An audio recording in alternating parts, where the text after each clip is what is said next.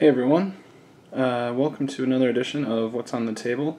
Today we have Fire in the Lake, Insurgency in Vietnam by Mark Herman and Volko Ruhnke. This is the fourth title in GMT Games' Coin series.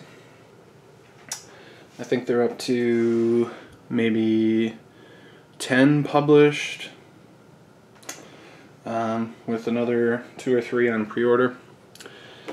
So, if you watched my Paths of Glory video, and certainly I don't blame you if you haven't, it's a long game, but my next YouTube playthrough series was probably going to be this, or I was also kind of thinking about Triumph of Chaos, and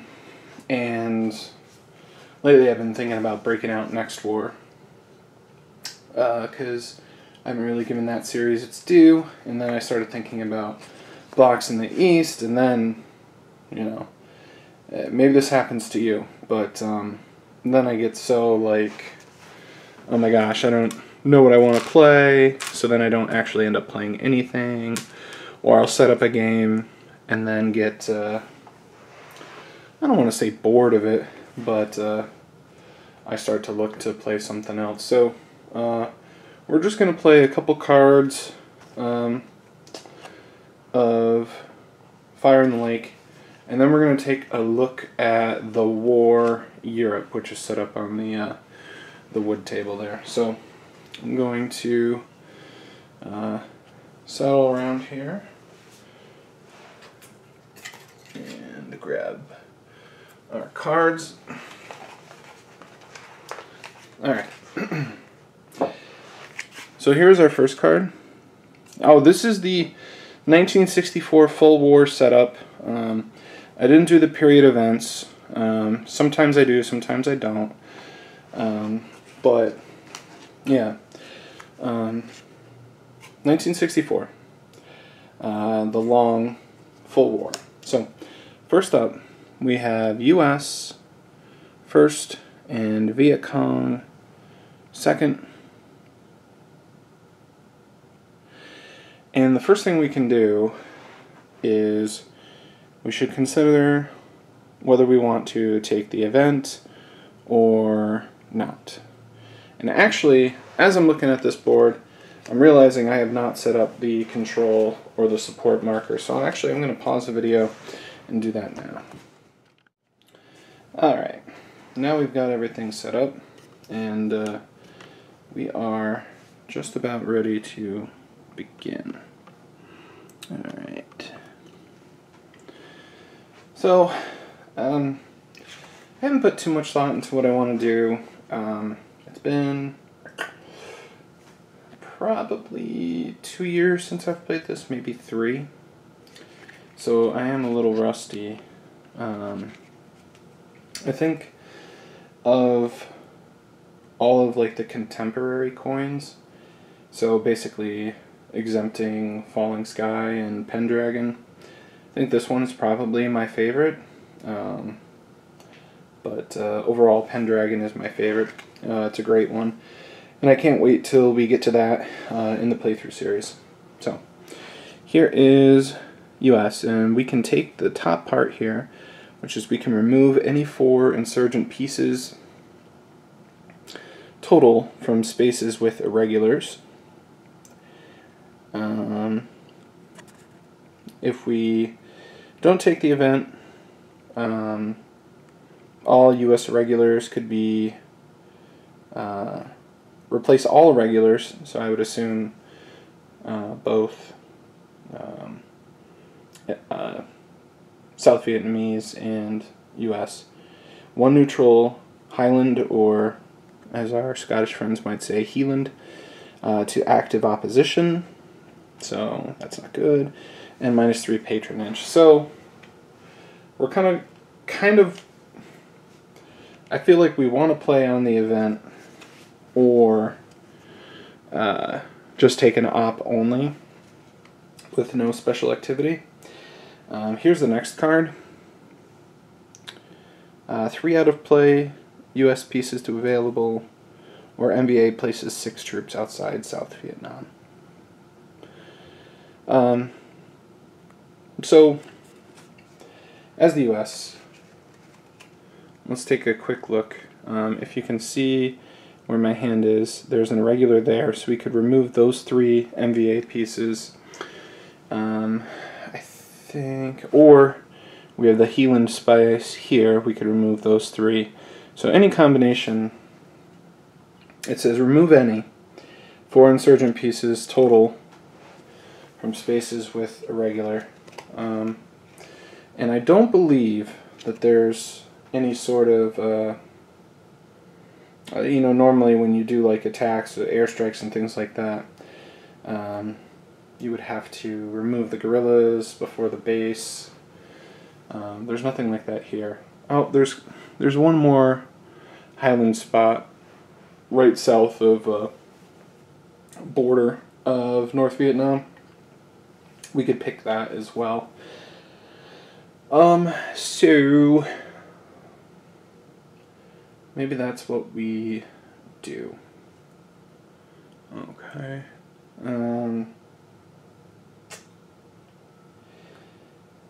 Yeah. I mean, ultimately we have to keep in mind that the U.S. wants to build support and remove its troops to available. So, while building control isn't necessarily a bad thing, it helps in the long run the South Vietnamese more than it helps the United States. So let's zoom in just a little. So what I'm going to do is we're going to remove these 3 pieces to available, and then we are going to mark that with coin control. And you won't be able to see, but off to the side, or actually, you know what we'll do? I kind of want to do that one because of the base, but yeah, this is a good choice. So then we gain 1 point of coin control. And we slide down the Viet Cong opposition plus bases. So then we can choose one more, and what I will do is I will take, make sure I get onto the frame here. I'm going to take this base here. Alright. So now, that was the event. So, the VC will be up, and they will take an operation with special activity. And they only start with 5 resources, so what they are going to do is they are going to do a rally and tax. So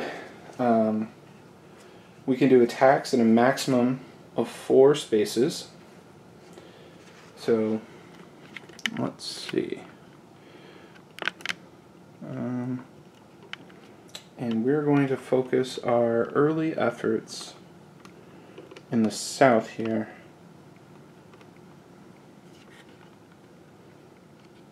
Alright. So we're going to rally here.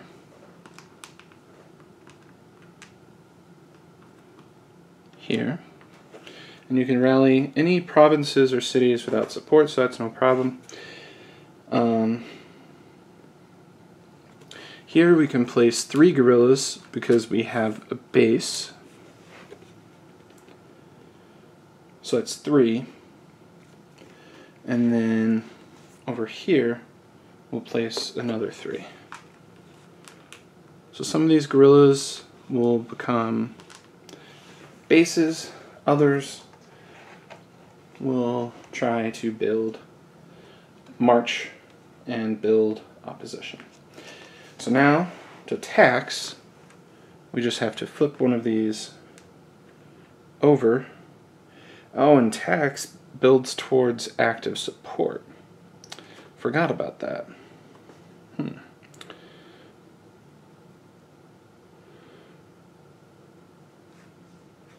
Interesting, interesting.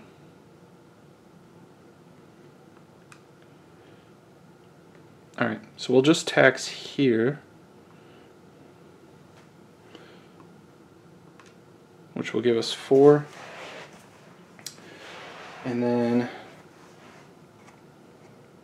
that will leave us at 5, and we'll tax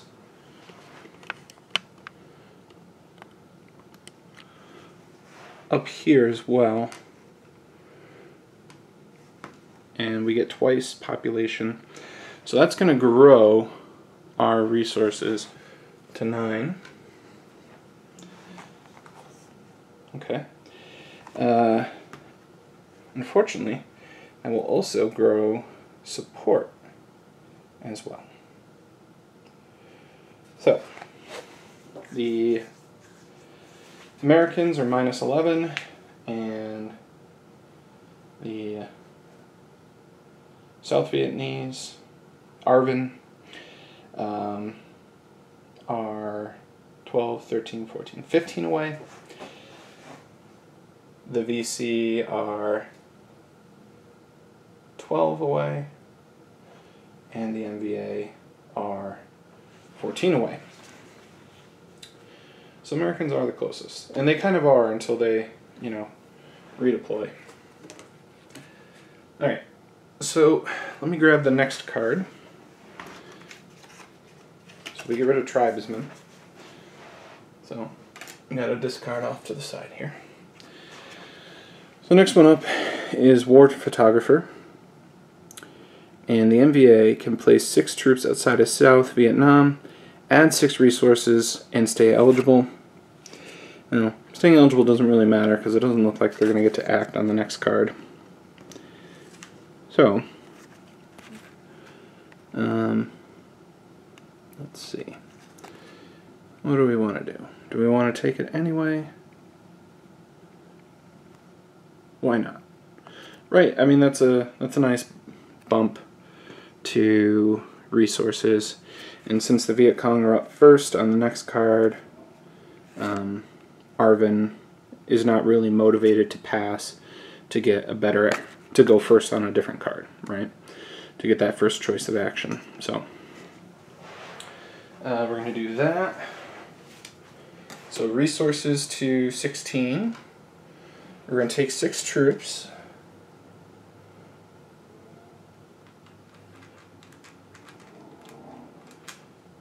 And we are going to put them, well, we're going to put them in North Vietnam.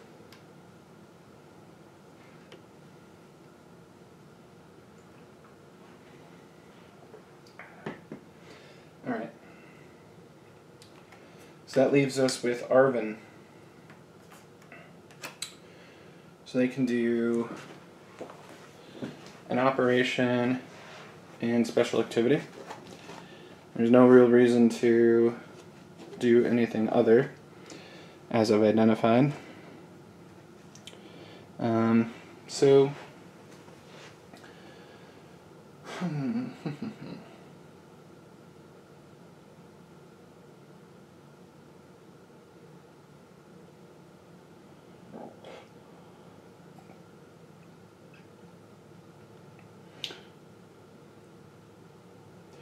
alright, so we're going to do some training, and we are going to place some troops and police near Saigon. Let me get us looking at Saigon here.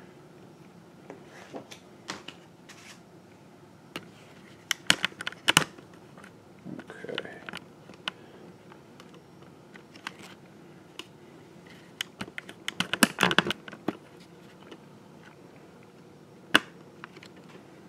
Alright. So I've placed 5 in there. Make that 6. So that will cost 3 resources. And way up in the north, in Da Nang, I will do the same. because there are no troops there. No Arvin troops, anyway. Okay. So that will spend us down to 24 resources. And then the next thing we will do, we could build support if we wanted to.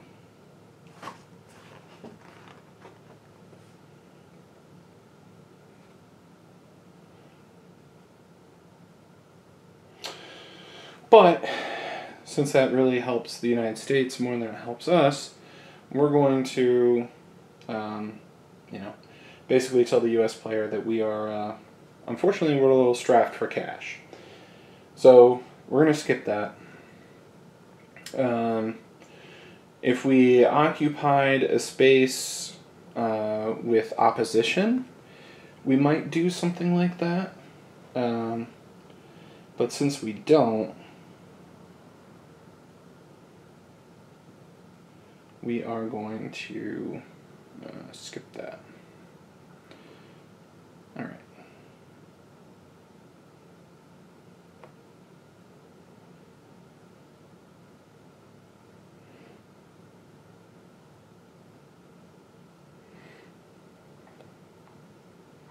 All right, so then the next thing we are going to do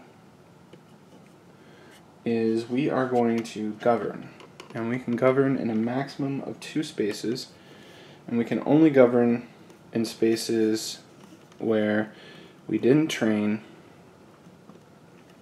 and we have control. So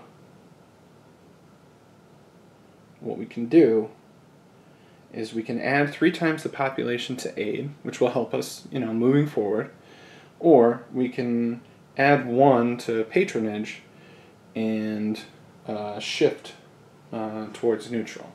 Well, if you remember what I was saying about support and not training up, that might ruffle the feathers of the U.S. player. So we don't want to be super belligerent. So what we will do is we will bank 3 points of aid by governing in Kanto, and then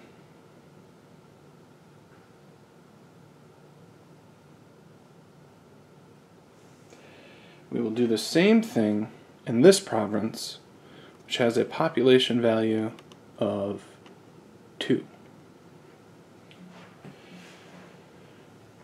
So that will give us 6 aid. So now our aid is all the way up to 24.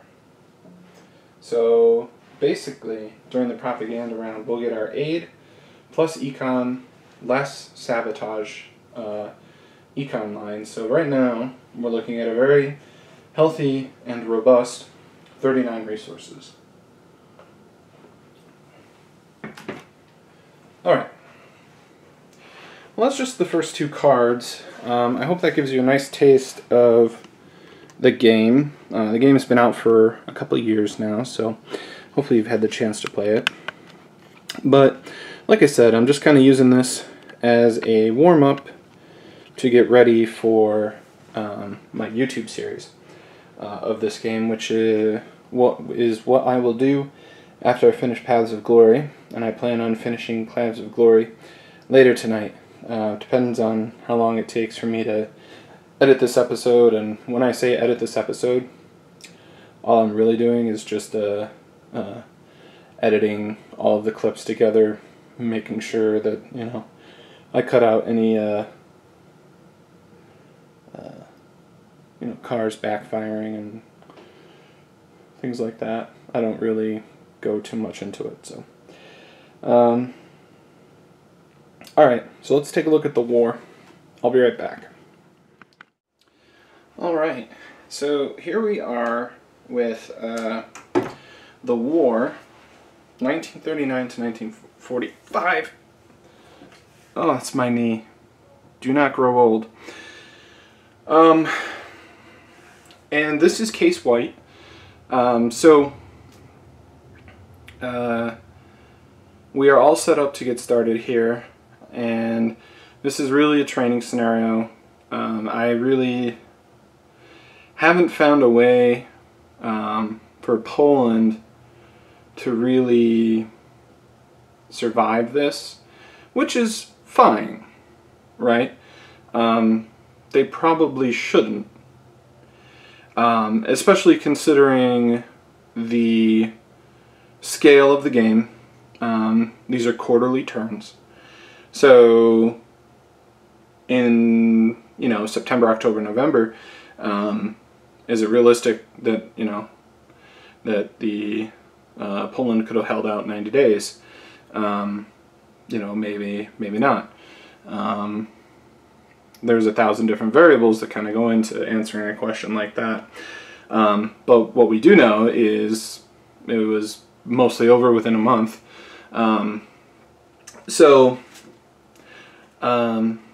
Other systems like World in Flames, like, it is conceivable if you get a string of bad luck, particularly with weather, and you get the early impulse roll that ends the turn. Like, yeah, they could survive the first turn, but at the end of the day, if you have to wait till November, December 39 to finish off Poland, you're really not going to miss out on too much. I don't know if that's the case here. I haven't learned the game well enough to tell you. So this is the scenario, and the first thing that we're going to do is we're going to take a roll. I've got to find the rolls here. Ugh. We're going to take a roll on the Polish variant table, and that is here. Okay, so we're going to roll the dice and just see what happens. Alright, so we got a 2, which is beneficial to Poland. Alright. Better pre-war training. Treat all Polish units as second-rate units. Well, this is kind of interesting. One thing that I like about this game, and I don't know, I don't know if it's an original or a novel concept, but it is the first time I've encountered it in a game system, which is the idea of rate or quality. Because a lot of times units are modeled in, so a lot of times you'll have games like World War II strategic games, and to avoid tons and tons of chrome, you find different ways to, model the relative quality of the forces. So sometimes that is force pool, sometimes that is, activations, sometimes that is supply, sometimes that's, I don't know, special, let's see, I said force pool, I said supply, I said activations. The unit quality strengths themselves, so you can get a lot of different mileage out of that, and those things are true. Like, you can see this stack of 2 8/8 armor units. There is nothing like that in the Polish inventory, or force pool I should say. The best we can do for Poland is we have a single 2/6 cav unit, which I've parked outside of here. Realistically, they're probably about to get blitzed by the Soviets, but that's neither here nor there.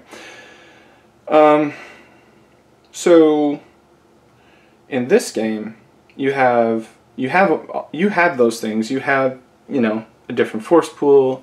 You have better quality in terms of the counters themselves, but you also have this idea of rate. In unconditional surrender, it might be bonuses in your DRMs for being German, right? But in this game, you have the idea, you have your army, you have the 3 branches. You have army, air, and naval, and each of them have a rate or quality. So Germany starts at first rate for everything, and of course, you know, these are terms that you could argue about, but basically it's relative to the other powers. By scenario default, Poland is third rate, but now they are second rate, which means that we can stack units together. So this definitely got a lot more interesting. So one thing I want to point out is that Warsaw is surrounded by river hexes here. This is the only hex side with no river in it. So that will be important, because if we don't have a clear hex side to attack across, we are going to basically run the risk of or go up against the forces that are doubled. Alright, so let's reconsider, because third-rate armies may not stack together at all, but second-rate armies we can stack too. So let's shrink the line a little bit.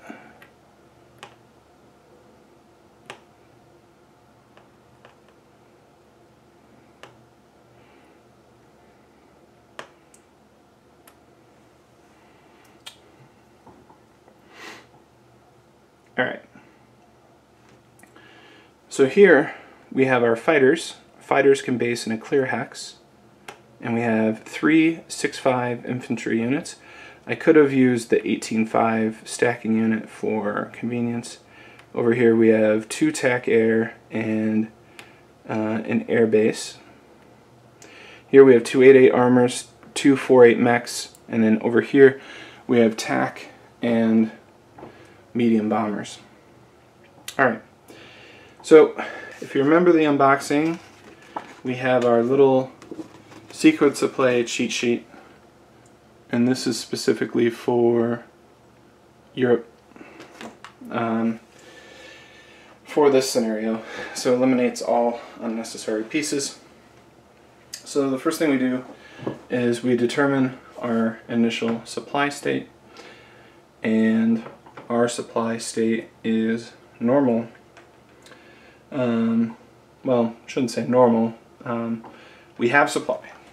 So we have supply. Alright.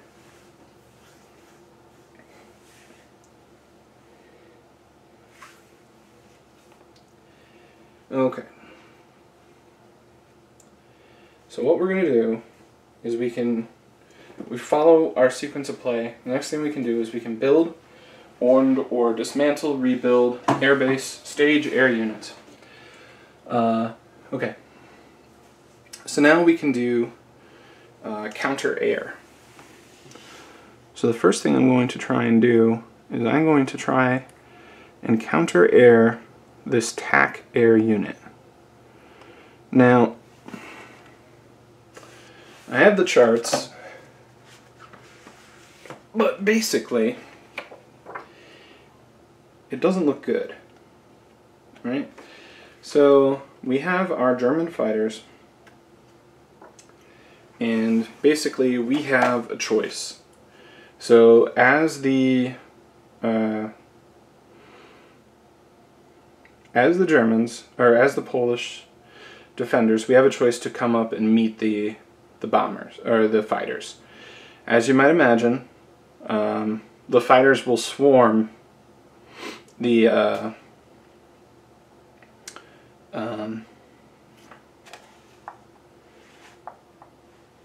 bombers.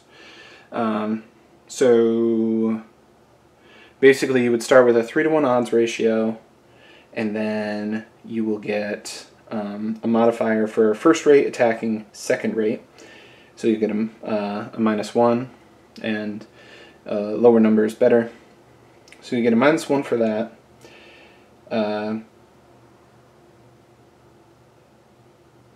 You'll get a -2 for the defenders having TAC, so that's -3. And then, because we have a fighter, we would have another -1. So we'd be rolling on the 3-1 -4. So even at a 3-1 and we roll a 10, a 6 result, it would still deplete the defender. And depleted tack, basically I haven't looked it up, but I don't think, I know that basically their values are 0 until they're repaired, but basically I think it would render them useless for the remainder of the scenario. So instead what we're going to do is we are going to stay in our hangar and we are going to hope for our intrinsic flak over Warsaw to do its job for us. So let me take a look for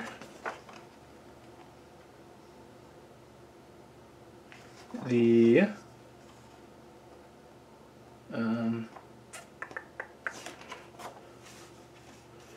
oh goodness, I'm looking for the flak table. Okay, so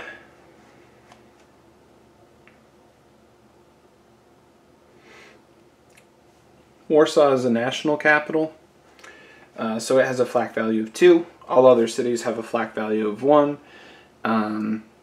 Some nations may have modifiers, may have heavy flak, which supports is like a national flak.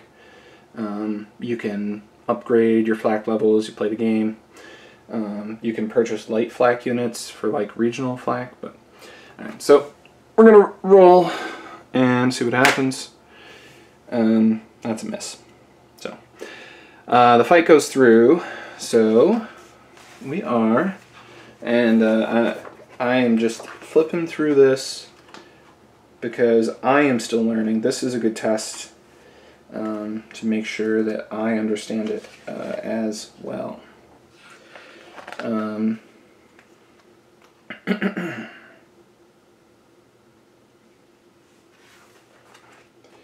Okay.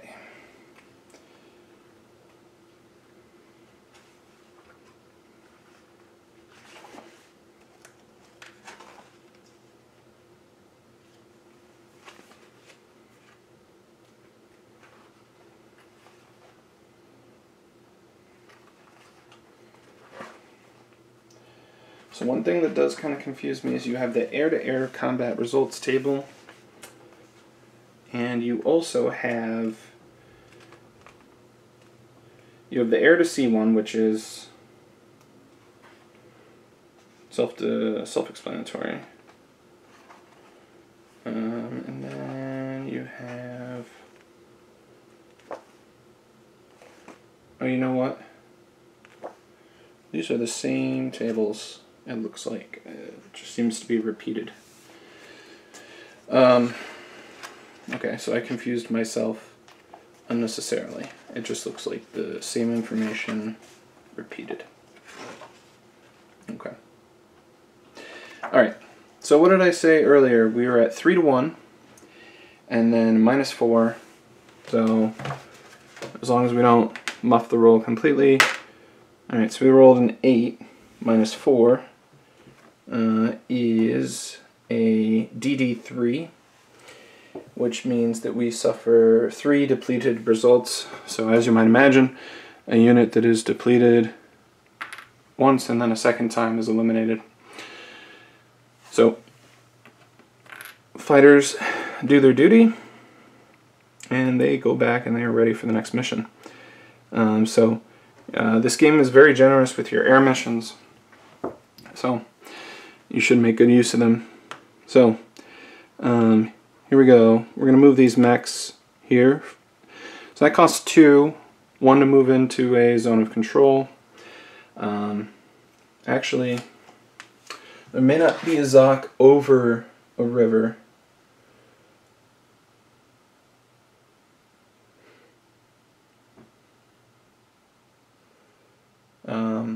Unless the river's frozen.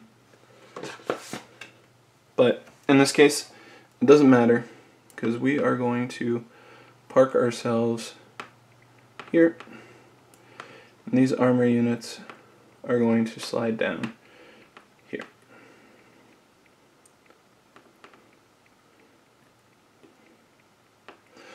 Alright, so we have 24 armored and mechanized factors, and we have 18 infantry factors, which is a total of 42.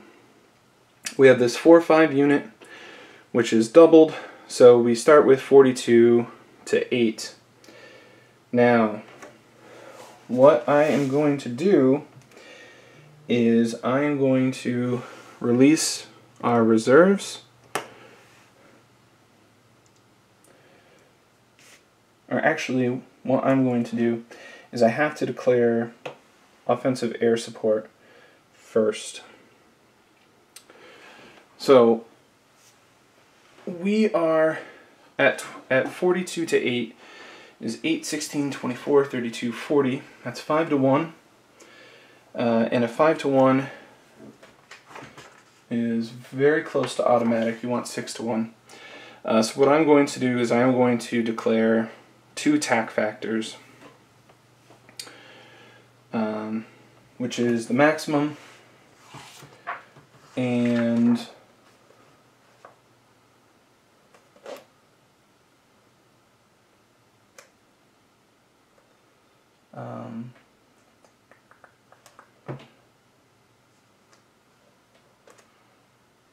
one MDM. Because there's really no reason to hold any of it back, since we know that we're not going to run into any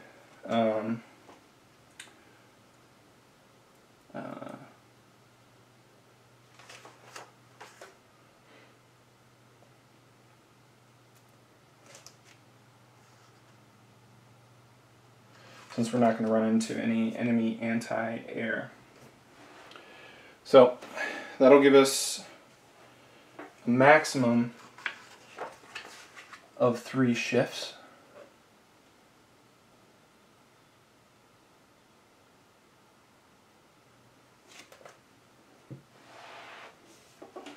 Okay. So we will release this to go to there. So now what I have to look up is I have to look up if Cav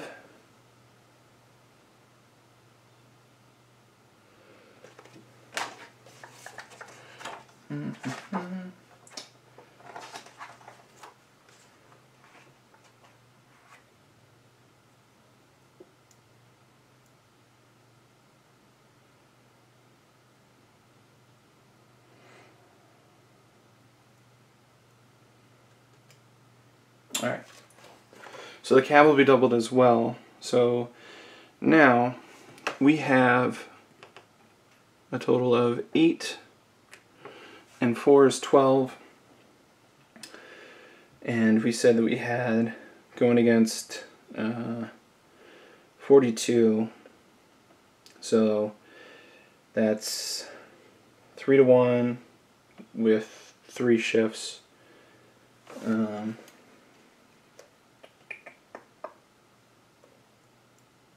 Or excuse me. Combat odds may not be shifted more than 2 columns. So we have a 5 to 1. So there is a chance that we screw this up. So we have a 5 to 1. We have a -1 for attacking during a we have a -1 for attacking a second-rate unit.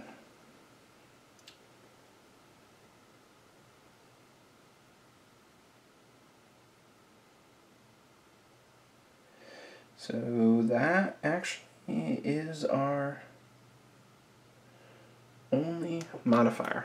So -1. So luckily we stick the landing. So all of our defending units are eliminated.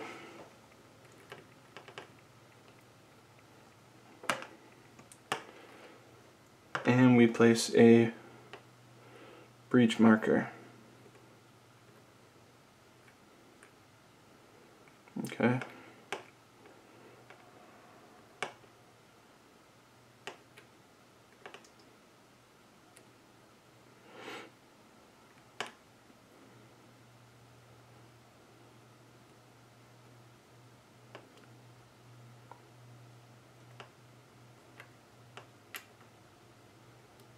Okay.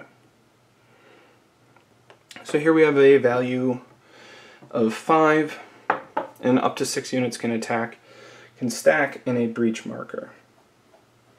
Okay. So now we have 20 to 5, right?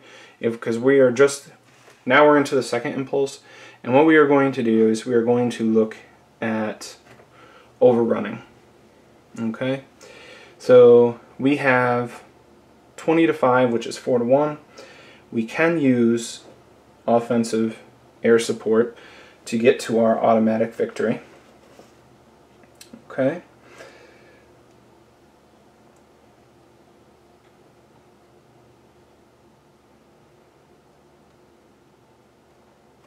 So we only need 1. Okay. So we can do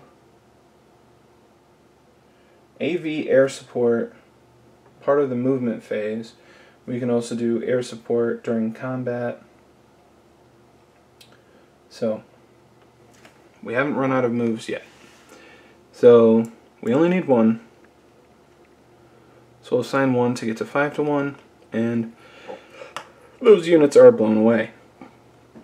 We don't need to roll. So then, advancing,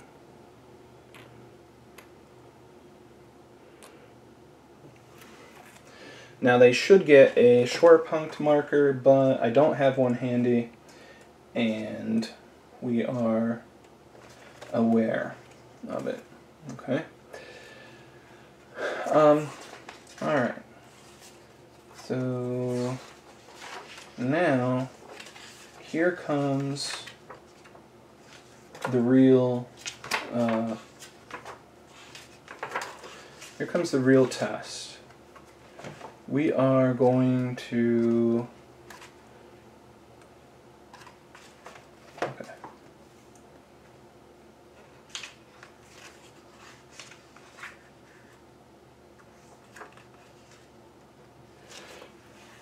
we're going to see if we have what it takes to knock off Poland. So we have 6 factors here, plus 1 for the city is 7. So now, as I pointed out, now that we have this clear hex, we don't have to worry about the doubling effect. So we have 42 to 7,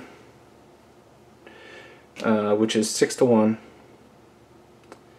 And we can commit air factors, but since a 6 to 1 is an automatic victory, we still have enough gas to push through and clear out Warsaw. So, even with making the Polish armies second rate and allowing them to stack together, we were able to get the job done. So, the next thing I'm going to try is I'm going to try the Norway scenario. And fortunately, that adds a good bit of rules, so I'm going to take another spin through the rulebook here and pay close attention to amphibious invasions and naval movement, and we'll show you that too. So this has been a pretty long episode of What's on the Table. If you're still sticking around, I hope you enjoyed. Let me know in the comments what you think, if I made any mistakes. If there's anything that you'd like to see, leave me a message. But thanks for watching. I appreciate you all. Thank you, and have a wonderful day.